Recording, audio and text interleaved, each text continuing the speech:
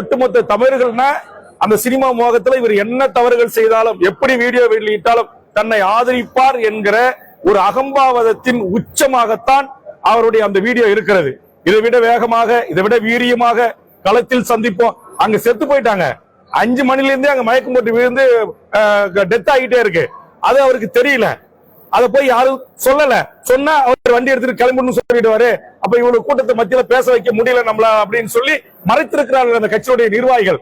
அந்த குற்றத்திற்காகத்தான் இப்ப மாவட்ட செயலாளர்கள் கைது செய்யப்பட்டிருக்கிறார்கள். புசி ஆனந்த் போன்றவர்கள் கைது செய்யப்பட இருக்கிறார்கள் என்று இன்றைக்கு பத்திரிகைகளில் செய்தி வருகிறது. காவல்துறை டீம் போட்டு தேடுறாங்க அப்படின்றாங்க. ஆக இப்படி ஒரு அசம்பாவம் நடக்குது. அவரே தண்ணி பாட்டில் கொடுங்கன்னு சொல்றாரு. ஆம்புலன்ஸ் அவரு ஏற்பாடு பண்ண ஆம்புலன்ஸ் 7 ஆம்புலன்ஸ். அந்த 7 ஆம்புலன்ஸ்ல 3 ஆம்புலன்ஸ் அவங்க தொண்டர்களால அடிச்சு நொறுக்குறாங்க. அப்ப இது அறிவிலித்தனம் இல்லையா? ஒரு ஆம்புலன்ஸ் பல்லாயிரக்கணக்கான பேர் கூடி இருக்கிற இடத்துல நேரடியா உள்ள கொண்டு வராங்கன்னா எதுக்காக கொண்டு வருவாங்க? மயக்கம் போட்டு விழுந்துட்டாங்கன்னா அங்க இருக்கிற பொதுமக்கள் கூடியதன் அடிப்படையில், காவல்துறை கூடியதன் அடிப்படையில் தானே வருவாங்க. அப்ப அந்த டிரைவரை வாய அடிச்சு உடைக்கிறீங்க. ஒரு பெண்ணை மயக்கம் போட்டு விழுந்து மிரிச்சு அவர் உள்ளார பூரா கீஞ்சு போச்சு. அந்த ஆம்புலன்ஸ் டிரைவர் அவருடைய சட்டையை கட்டி கொடுத்துட்டு போய் இறக்கிட்டு 2வது ரவுண்ட் வராரு.